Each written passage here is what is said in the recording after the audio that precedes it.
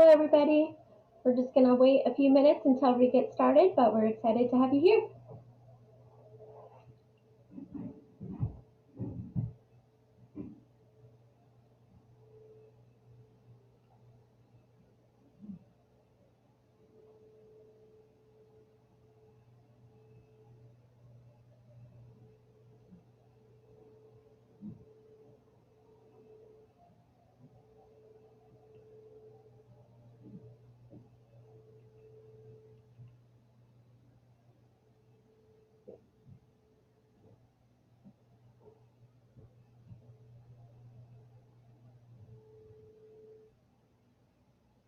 For those of you who have just joined us, we're going to wait just a minute or two, and then we'll go ahead and get started. Thank you so much.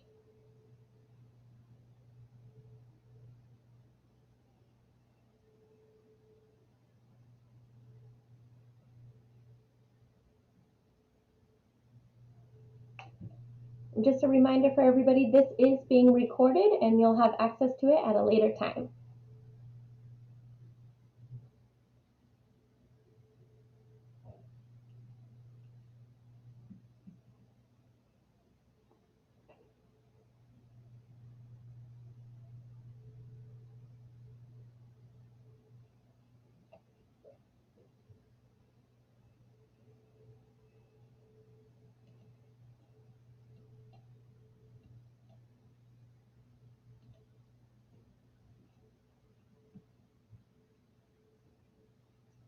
All right, so we'll go ahead and get started. Good evening, Capistrano Unified parents, guardians, and other educational stakeholders.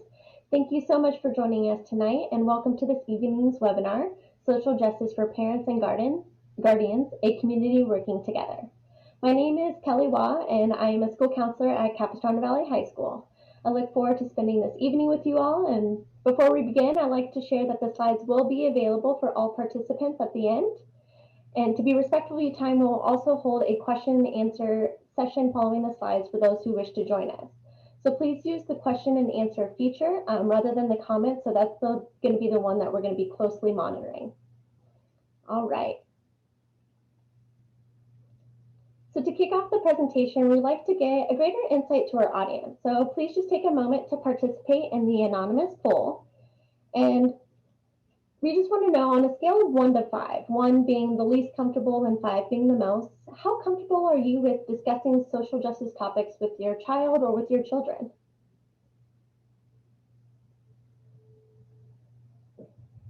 I'll wait a little bit until we get some more participants, and then I'll go ahead and share the results with everybody.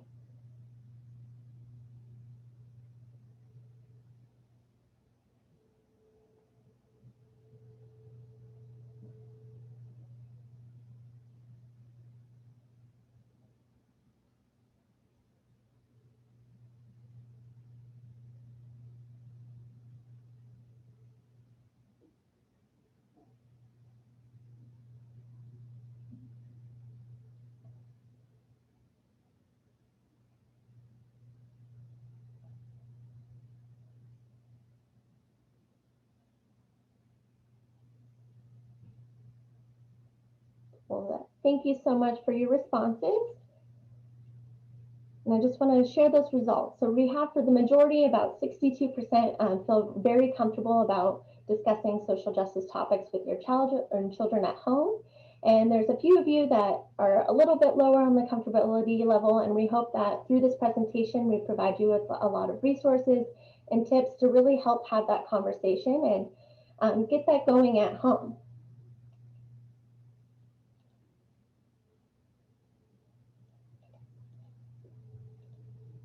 So it's our goal by the end of tonight that all participants will understand the importance of addressing social justice topics.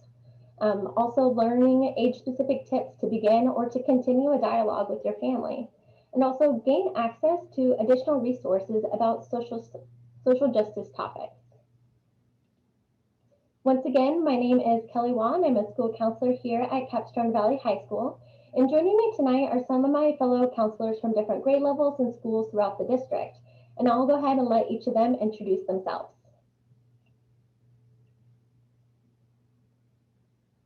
Would you like to start us off, Darwin? Hi, I'm Darwin Vega. I'm a school counselor at Capistrano Valley High School. Good evening. My name is Gina Krikorian. I'm the school counselor at Newhart Middle School. Hello, I'm Lauren Reed. I'm the school counselor at Hankey K through 8. Hi everyone, I'm Brianna Ganger. I'm the school counselor at Bathgate Elementary. Hi everyone, my name is Priscilla Hara and I'm the school counselor at Viejo Elementary. Hello everyone. Oh, can you see me? My name is Shannon McCormick and I'm the school counselor at Riley Elementary. And we're excited to be with all of you this evening. And you may ask yourself, why social justice? So learning about social justice at such a young age really prepares children to be informed young adults. Parents and guardians can play a central role in helping children of all ages really understand and value diversity. So there's going to be a practical side as well. Social justice knowledge helps students better tackle real world problems by looking at them from multiple lenses and viewpoints. Here at Capistrano Unified, counselors are committed to creating opportunities to increase that cultural awareness and justice and inclusion and diversity, and to really help students recognize what their own multicultural identity is and accept and empathize with others. Some of these social justice topics can include things such as gender, age, race, religion, sexual orientation, socioeconomic status, nationality, education, and even mental or physical ability. The opportunity to teach empathy around a student's multicultural identity is a reality in Capistrano Unified. Students revealed that through the California Healthy Kids survey that they were harassed more and more times due to their multicultural identity, and that's including their race, ethnicity, or national origin, their religion, gender, sexual orientation, physical or mental disability, and immigration status. And here are results just highlighting students' harassment due to race. So it is an issue here in Capistrano Unified that we really want to wrap our arms around our students and make them feel welcome and invited to school and feel comfortable that they're in a place to learn. One of the main focuses of social justice is supporting people so that they receive not just equal services, but equitable. This image is a great illustration of the importance of equitable services. Some people have a different starting place than others and have to travel further or to do more to get to the same place. As you can see in the middle, it's more equitable because even a student who may be starting at the same place originally, if they were receiving equal services, they don't get the same experience and the same chance and the same opportunities. So it's our goal as a community to really wrap our hands around these students, to really give them those supports and those resources so that they can reach the maximum potential that they have. And up next, I want to introduce Brianna Ganger, who's going to be talking about CSUD, Capistrano Unified's tolerance, resolution against tolerance. Thanks, Kelly. Good evening, everyone. So I'm going to be talking with you a little bit about why this topic is so important to speak with your children on. So kind of in part of our effort to create equality, equity, and liberation, like we saw in that last picture, in our district for everyone, the Board of Trustees passed and adopted the resolution to fight against intolerism, racism, and discrimination. So the resolution basically states that we, the district, is committed to the equality, diversity, inclusion, tolerance, human and civil rights for all. And it's committed to fostering an inclusive environment where every student, every school employee, community member, and parent, you guys, can expect to be treated with dignity and respect. The resolution also mentions creating a cultural proficiency task force. And this task force is working on a multi-year plan to increase cultural awareness, tolerance, and diversity in our district. Next, please. Thank you. So this is a quote from the American Psychology Association about the importance of our topic today and why we shouldn't be afraid to have conversations with our children about social justice. So the quote reads, whether we acknowledge it or not, racial ethnic socialization is taking place, often very subtle ways that significantly impact how your children feel and think about themselves and other races and ethnicities. It is a critical topic that is too often ignored or oversimplified. So in our lives and in our children's lives, they are witnessing and experiencing racial biases or discrimination that are often very subtle. And so this research has shown that this dramatically impacts our children and how they think and feel about themselves and other races and ethnicities. Some of us might think that our kids are too young to talk about this, or that it's not something that our children are experiencing or witnessing. However, no matter their age or environment, they are experiencing racial ethnic socialization, and it is affecting them. Next, please. So talk about this a little bit further. We're going to watch this video on the importance of our topic today and talking with your children.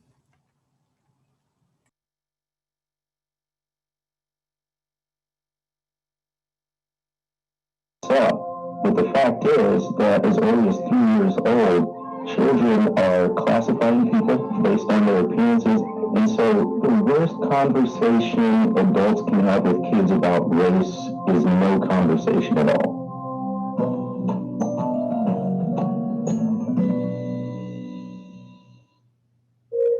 Talking to kids about race needs to happen early, often, and honestly. Saying honestly, yeah, people are different, cultures are different, but that's a good thing. How boring would it be to have a crayon box that all had the same color? There are so many ways to approach racial conversations. You can use Dr. Seuss books, you can use any sort of pop culture reference. There are many movies, animated movies especially, that form a good entryway. So it's helpful, especially as a parent, to watch the movie beforehand maybe, or read a plot summary and say, well, what's happening here? Or look at all the other princesses. What do you notice about them? Do you think anyone can be a princess? Do they have to have a certain skin color or look a certain way? And it's usually good to sort of stop along the way, pause 2 or 3 times strategically, and bring up this conversation. Kids, just like adults, don't just respond to words. So this isn't just quote-unquote talking to your kids about race. This is actually experiential learning that we need to do. I remember taking a class to the Lorraine Motel where Dr. King was assassinated. And when young people see that, that impacts them. And then we can use that experience, that hands-on, visceral encounter with race and racism to have a much more substantive conversation, and it feels different. And you can do that in your own local city. There are historical markers, those signs you pass all the time and never read. Stop and read them one day. See what they say, see what happened there, see if you recognize the names, or if you don't, go and look them up. Utilize all the resources around you and make sure that you're not just talking to your kids about race and diversity and justice, but you're showing them why it's important. Racism is detrimental to the entire society, no matter if you're black or white, Latino, Asian, Native, whomever. Everyone is impacted, and that's why we need to raise a generation of people that's going to turn around and try to change that momentum toward the tide of anti-racism and racial justice.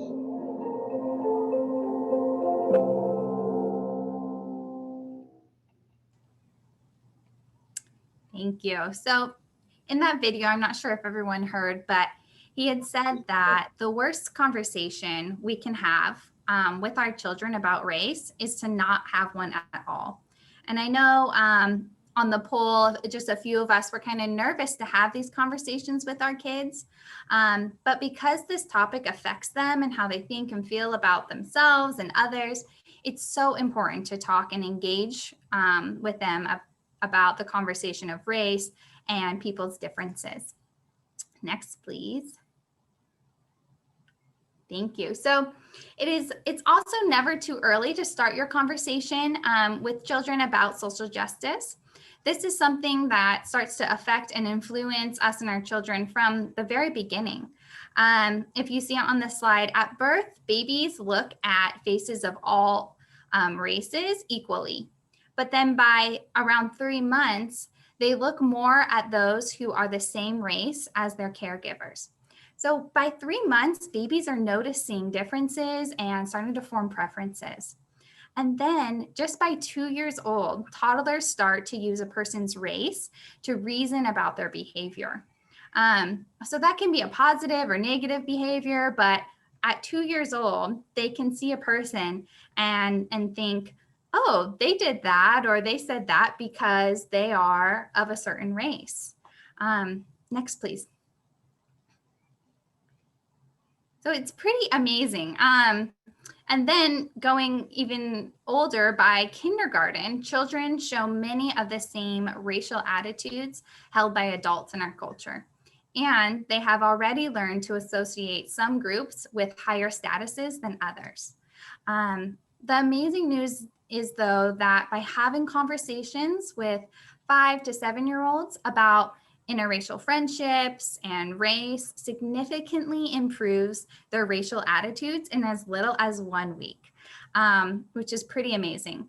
So having conversations with our children is really important, and especially talking with our little ones, we can improve their already formed racial attitudes just by having conversations with them. So up next is Darwin Vega from Capo Valley High School, and he's going to talk with you guys about culture. Yeah, so when speaking about social justice, it's also important to bring up and have a conversation about culture. So now, what is culture? It's everything you believe and everything you do that enables you to identify with people who are like you. Some examples are values, religious beliefs, principles, and other important aspects of our lives.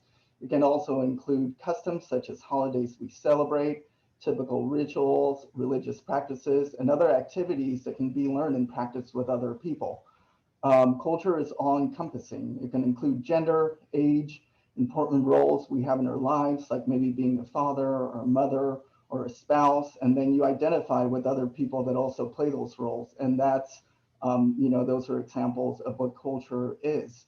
If you look at this next slide, we're going to talk about the continuum of cultural proficiency. And this displays the spectrum of our attitudes towards different cultures. If you look on the left-hand side, from unproductive behaviors, such as responding to difference by stomping it out, or by making different cultures from our own seem wrong or strange, to the right-hand side, which are more healthy behaviors, like understanding the implications of difference and to believe that our differences are actually our strengths. It's important as individuals to know where we are on this continuum, to check our own biases and to identify areas of growth. And ultimately, this will help inform empathy and next steps towards becoming a more accepting and inclusive person. Up next is Shannon McCormack, counselor at Riley Elementary, and she will be sharing tips for elementary age parents. Thank you, Darwin. Hi, everybody. So after gaining a basic understanding of culture and why it's so important to have this conversation with your children, especially at such a young age, I'm here to offer some tips to parents talking to their elementary school children. So the first tip is to increase exposure. This is to increase exposure to different cultures and diversity. First way you can do this is encourage diverse friendships. And as we discussed, culture is all aspects of an identity. So this could be cross-racial, cross-ethnic, religious, or ability. Children can be introduced to these diverse friendships in school, sports, community, clubs, even in your own neighborhood. And it's really important to serve as a role model for your students. So if you, for your child. So if you have a diverse group yourself, the child's more likely to follow your lead. Also, to increase exposure to diversity, you could be celebrating different cultural groups. This could be by attending different festivals, different events. We're fortunate in Southern California to have so many great cultural centers and museums. We've listed a few in Los Angeles right here. And what's really great about these is even during the pandemic, they've started offering a lot of virtual tours. So if you're not able to make it out to these museums, you can even go through the virtual tour, and this is a great way to facilitate conversation with your child. And of course, when your child sees something new, they're going to be curious. So it's great to open that curiosity. And of course, you can use tools that the child already has in their life. This could be through media, books, or play. And these are things that your child's already being exposed to. We've gone ahead and included a list of books. And so I'll let you scroll through these at a different time, but just to note a few, I Am Enough is a great book, and it's about loving yourself while also being respectful of others and their cultures. Of course, we have Sesame Street on here. Sesame Street, this book is called Why We Are Different But the Same, and it's celebrating differences, different needs of different people, while also celebrating that, because we want to keep a very positive approach. More Sesame Street down here. So Sesame Street for decades has been a great program that includes diverse characters and also includes very important topics that are easy to digest at an elementary level. Next slide, please. And so the second tip is to start the conversation. So going off of what we were saying before, using media, books, and play as tools to facilitate the conversation is wonderful. And when I say play, that's diversifying the toys that your child plays with. This could be, what's really great is they're creating these toys that are different skin colors, different abilities. So making sure that your child is exposed to all of that. More movies and television shows we've included right here. And these are great segments that include discussion on race, discussion on diversity. So if you don't know where to start, we watched that video earlier. If you don't know where to start, this is a great place to start the conversation. However, this is important. This could be a uncomfortable conversation. So we've included some tips as well to when you find the opportunity to begin the conversation. So some tips you'll find on here is just getting comfortable with the uncomfortable aspects, being confident while you have this conversation. And also it's very important to learn the terminology. And also when starting the conversation, it's important to answer the question about people's differences without adding your own biases or over-examining. So a simple place to start is if your child notices these diverse characters or why don't they look like me? People come in all different shapes and sizes, or we may look the same on the outside, but we're all the same on the inside. Here's another example, because I think it's great to have so many examples, The Color of Us. So in this book, the girl is an artist and she wants to paint herself and she wants to paint her friends. So she goes through her community and sees the different shades of all the people she loves and is able to celebrate those beautiful differences. Next slide, please. All right, so we discussed terminology, but you might be asking yourself, how do I discuss racism? How do I discuss race with my child that's, elementary level?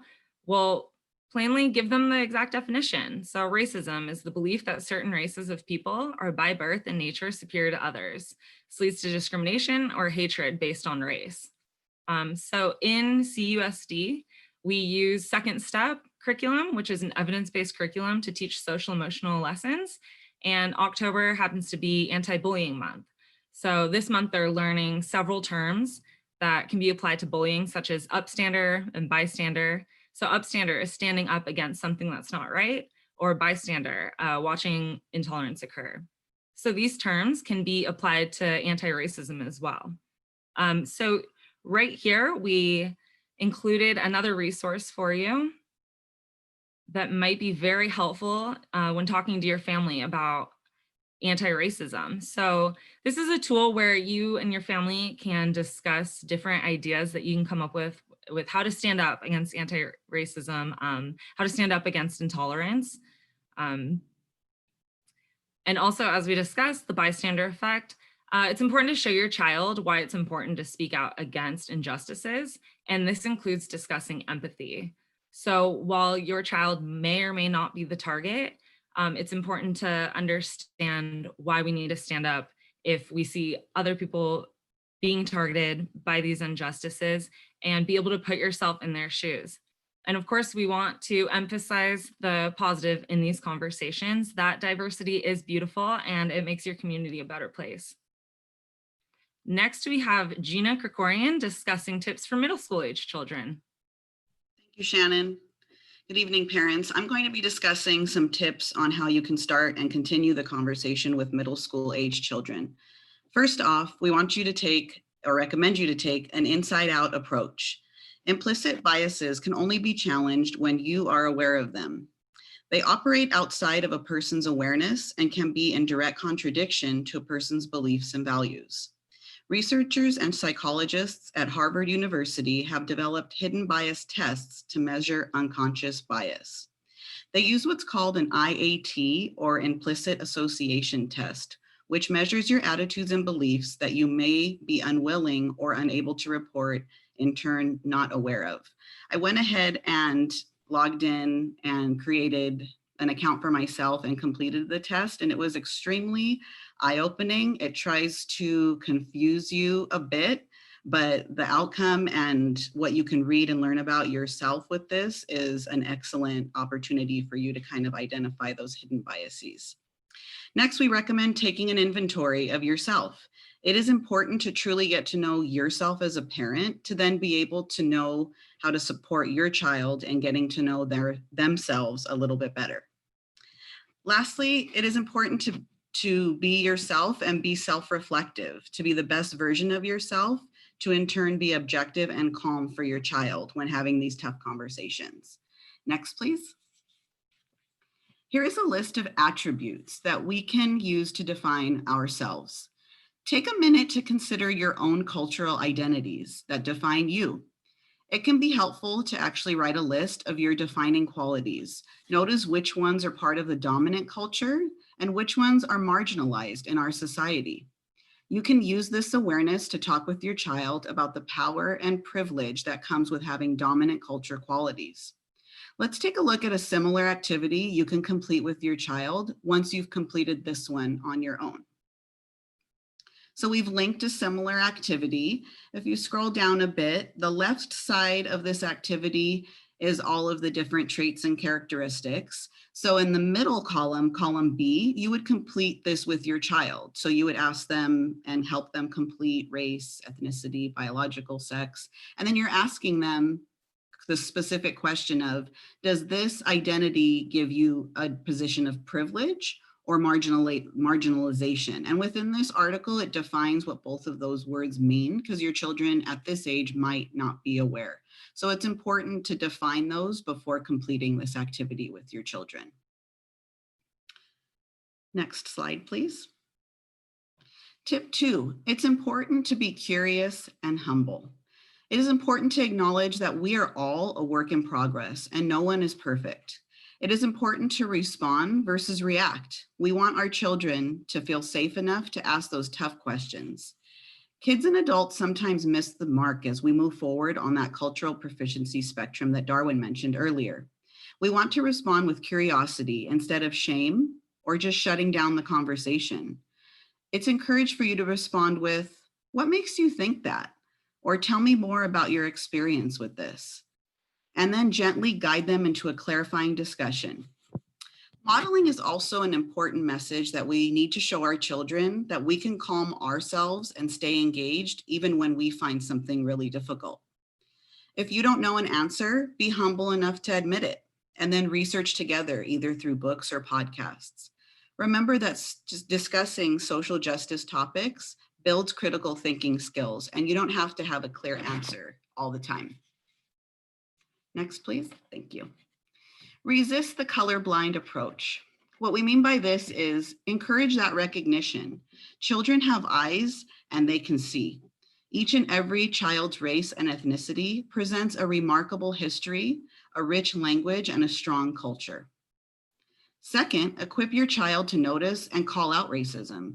If your child says or does something indicating bias or prejudice, don't meet the action with silence. Silence indicates acceptance. First, try to find the root of the action and then comment why it is unacceptable. Lastly, we encourage you to teach your child to be a supportive ally. You can click on. And what it means to be an ally is to take on the struggle as your own. Stand up even when you feel scared. Transfer the benefits of your privilege to those who lack it. Acknowledge that even though you feel pain, the conversation is not about you. Be willing to your own mistakes and decenter yourself. And lastly, understand your education is up to you and no one else. Most importantly, we need to encourage children to see differences and celebrate them. Next up with tips for high school age teens is Darwin Vega from Capistrano Valley High School. Good evening again. Next slide, Ms. Wong. So you'll notice a lot of the same themes here, and I think what's important to realize is that our students, as they grow, they tend to see the world differently, and even if we share the same messages, they'll take them in a little differently. High school age teenagers are better able to understand the details of racial and ethnic differences, as well as society's handling of those differences. But according to the American Psychology Association, they seem to struggle with understanding their own identities still and how to handle situations related to race and social justice. So they have all this information, but how do they navigate high school, their everyday and their interactions with their friends? So next slide. So again, the theme of having the open discussion with your children, and Ms. Ganger earlier, she said for elementary to have discussions about, the groups of friends that they keep. And at the high school level, those bonds have been formed and they're very strong. A lot of times students have the same group of friends from elementary, middle, and up to high school. But to have those discussions with them about the groups that they hang out with, and that's not to disencourage them to, not hang out with certain people or break bonds that they have, but maybe encouraging them to develop friendships with people that are different than their own, maybe racially or with their culture or ethnicity. And again, when you think about high school, we're preparing our teenagers to be able to navigate the world, college, or the work field, or whatever they end up doing after high school. And they're going to be better prepared to navigate the world if they're open to meeting new people and forming bonds with people that are different than their own in a diverse world.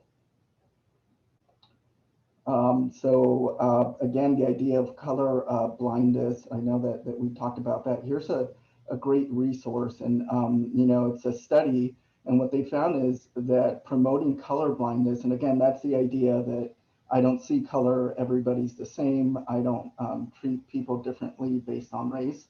What they found is that approach can actually lead people to turn a blind eye to overt examples of discrimination. If people see discrimination or maybe a racist act, if they navigate their world thinking they're colorblind, they're not going to act on that or pretend they didn't see it. And again, that can be problematic when we're trying to reach that goal of achieving social justice.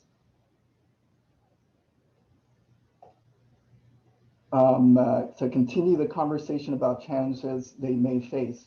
So giving them examples, and right here, if you click on this resource, when you come back, I know it's sideways, but it's a very practical,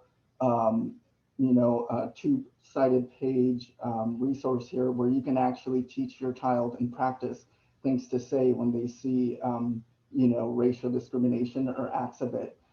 Things like, try saying, I don't like words like that, or asking questions, why do you say that? Or what do you mean by that? So just different ways to stand up and speak up against, injustice. Next slide. Discussing our own experiences related to race. And I know that can be hard for some parents, but, the more you can share about your experiences, your upbringings, your school experiences and how you handled those situations or how you would handle them differently, that's going to foster an open dialogue. And again, being a role model, things we say, the way we act, the way we treat people, our kids see that whether they're 3 years old or 17 years old, they're really going to learn behaviors from us. It's going to be important to provide tools needed for the future. So if you click on this resource here, it's going to allow you to find ways to actually talk to your teenager about microaggressions again. And I know we talked about that earlier. And I know there's that saying that sticks and stones, may break my bones, but the reality is, and research shows that microaggressions and subtle things that we tell people that are hurtful, usually towards minority groups, can have adverse psychological and emotional impacts on a person. So again, keeping that conversation going.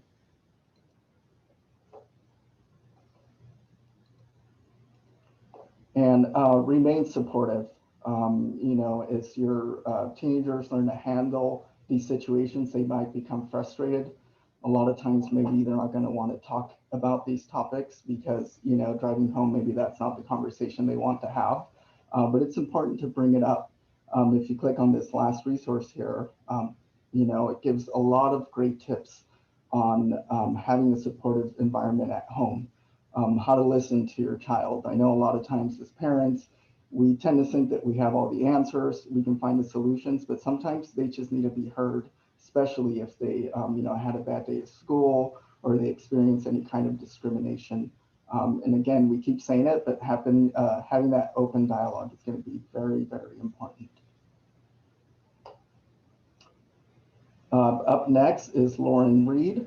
She's the school counselor at Carl Henke K-8, and we understand that these conversations and talking about this with our children can be emotionally draining, and it's really important to take care of ourselves, so we can take care of other people. So here's Ms. Lauren Reed. Thanks, Darwin. So I hope that some of that information has been helpful to you. We tried to link up plenty of resources, and we will be providing resources at the end as well. But I think it's really important to remember that this is not a marathon. This is a sprint, and we're all on our own journey and our own path to cultural proficiency, and remembering that it's going to take time to create change, and it starts from within. And you can slowly start making a ripple effect around you. Staying supportive of your family members as they're on their own journey, your neighbors, your friends, your more extended family, and remembering how much time this takes and energy, and keeping communication open. Remembering what Gina said about creating a shame-free environment and maintaining the open dialogue so that your children and family members feel free to discuss these tough topics. Next slide, please. So while you're on this journey and recognizing that it's going to take time, it's really important to practice self-care. The emotional impact of this work, when you start digging deep, it is real and it is hard. And self-care shouldn't be something that you put into place once you're already in crisis or once you're already experiencing overwhelm with your emotions. Self-care is a practice that you should start implementing piece by piece, day by day. And it's not about adding a bunch of stuff onto your list to make you feel more stressed. It's recognizing certain things that you're already doing, like preparing a nice meal and sitting down and calming down and eating together with the people that you love. Enjoying a walk with your dog and recognizing how much that's taking care of your mind and your body. And there's a link down at the bottom. Oh, actually, practice self-care. If you can click on that, Kelly, it will link us to a couple more explanations of what I'm talking about. Self-care is so important while you're doing this work. Next slide, please. So one particular way you can take care of yourself is through mindfulness. Many of us have already heard of this. It is a wonderful practice to bring into your life. It has so many benefits, such as reducing stress, anxiety, combating depression, reducing confusion, improving your sleep, improving your memory. I think one of the most important things to remember with mindfulness and how it attaches to social justice is we want to be able to respond instead of react. When our kids say something that's embarrassing or uncomfortable, or when you do experience some sort of discrimination, you want to be able to take a deep breath and calm yourself and get a grip on what you're thinking before you react. And mindfulness creates a space for you to be able to do that. And again, it's not an emergency response. It's something that you build into your practice day by day and slow yourself down so that you can be graceful and gentle and assertive when you need to. But it just gives you that space to be able to respond. Next slide, please.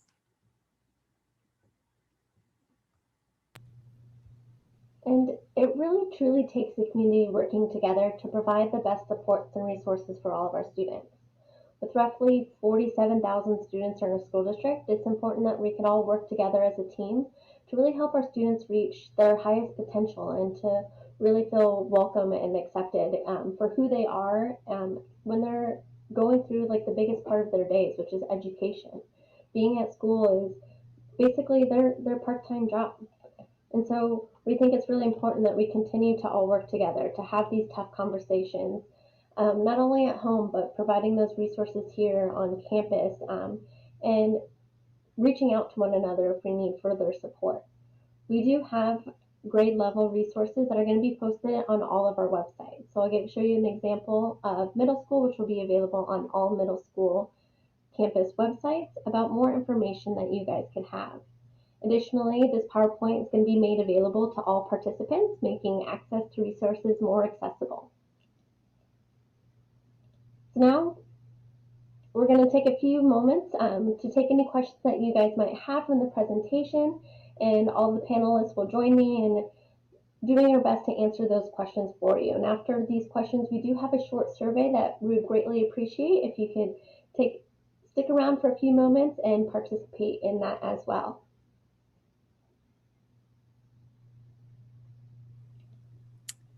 Okay, so we had a question regarding social justice and anti-racism being a part of the curriculum within Capistrano Unified. For example, introducing books such as The Color of Us and I Am Enough. Will that be incorporated into elementary school teaching? Would anyone like to take that, or I could answer it too?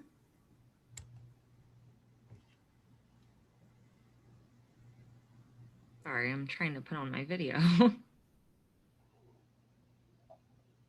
Okay, it's working. So the question was, will these books be incorporated into the curriculum? The answer is yes. So counselors have been working very hard to diversify the books that we use. I myself am very adamant about including these types of books in the curriculum. I think it's very important to represent all of our students. Equity is a huge part of our counseling program. So yes, definitely these will be implemented into our schools. So those books in particular may not be a part of the curriculum, but we have a cultural proficiency task force that is made up of teachers, counselors, administrators, district officials, and they are working on making sure our curriculum is culturally proficient and includes many multicultural perspectives to address these topics that we're discussing. I was also going to just touch really fast. One of our second step lessons that are part of our district curriculum does have to do with respecting differences. And I think that that's a very important lesson that we are teaching at the elementary level, because it talks about how, you know, everyone is unique in their own way. And the most important thing is to just make sure that we are respecting those differences between different people. And I know that for me personally at the elementary level, and the teachers at my school do a good job at just doing readings and introducing different cultures through kind of how we were saying, through books and literature and things like that. So that is what is being part of the schools.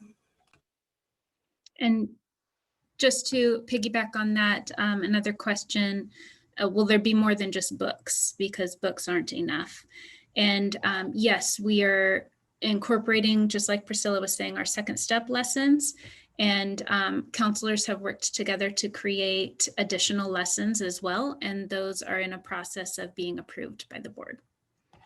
And then there were a couple specific questions regarding anti-Asian American racism specifically. And we as a district are working very hard to stand up against any discrimination on any of our campuses.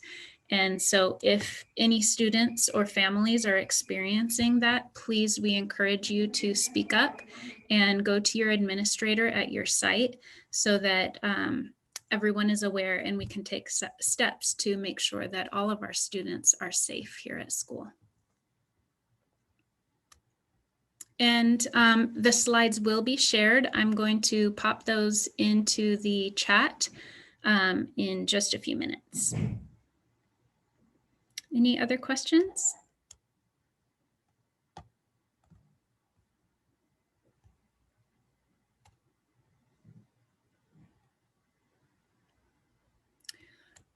Are there any multiracial clubs for K through 5 where different races can get together and feel welcome as well as learn from each other? Any of the elementary counselors want to address that?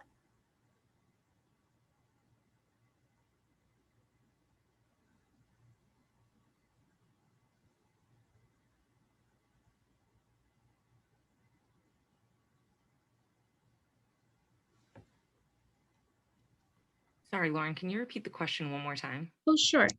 Are there any multiracial clubs for K through 5 where different races can get together and feel welcome as they learn from each other? Priscilla, I know it could be because I've just started at the elementary level this year. Yeah, I think this would probably be very site specific in terms of what clubs are available at each site. So I can only speak for my specific site. We don't have necessarily a club, but I am at a dual immersion school. So in general, culture is very expressed throughout my school. And I know that a lot of other counselors or schools will do well, when we were more allowed to pre-COVID, do kind of like a lunch bunch activity where students were encouraged to go and mingle with different students. So that's one thing that I know that a lot of different counselors were doing as well. I don't know if anyone else has any other thoughts on that. I think that it is minimal, actually, like an attendee said, it's minimal to have clubs at the elementary school level, but at high schools, there are various clubs that are celebrating diversity. Yes, and to add to that, I know at my high school and other high schools where we do have sometimes a couple hundred different clubs that are created by students, and obviously they have a teacher that works with them. We do have multicultural awareness clubs. We have multicultural awareness week here at Capo Valley, and it's something that our district really fosters and that we try to have at every school, especially at the high school level.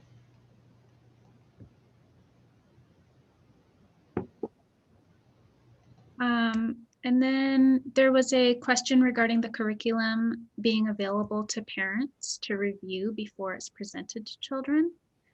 All of the social justice lessons are going through the material review process, which will be made available to the public.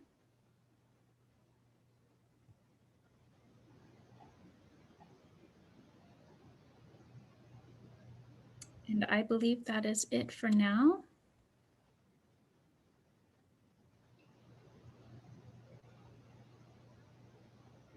Kelly, did you want to close us up? Yeah, and I did see one more question that they asked for about a reporting system within Sorry, I missed the that. Unified School District for racist incidents. And we do have a program that's called See Something, Say Something, which is an anonymous reporting system where students and parents alike are able to report incidents that happen, whether it's through a URL or through a phone number, so that they can really communicate openly with the school whether or not they want to stay anonymous or they want to really reveal who's speaking and who's actually turning in the incident so that we can address it immediately here on campus. And then next, we just have a short survey that we would like you guys to participate in if available. You could also scan the QR code or even select or type in the URL that's located on the bottom right corner.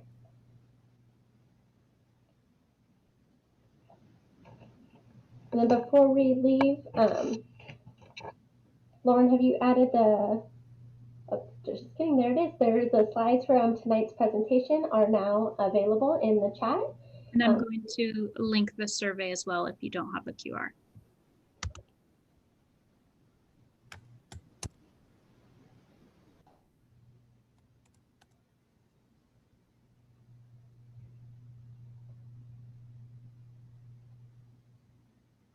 The second link I just popped in there is for the survey. Thank you everybody so much for joining us tonight and learning more about social justice and how we can incorporate it, not just at schools, but in our own homes, and having that conversation, that difficult conversation with our children and with our families. And just a reminder that all of your schools do have a school counselor. So if you would like more information or need help accessing the resources or just really want to connect your student with a school counselor on campus, you can find us all through the website, through Counselor's Corner, or most of your students will actually probably know who we are as well.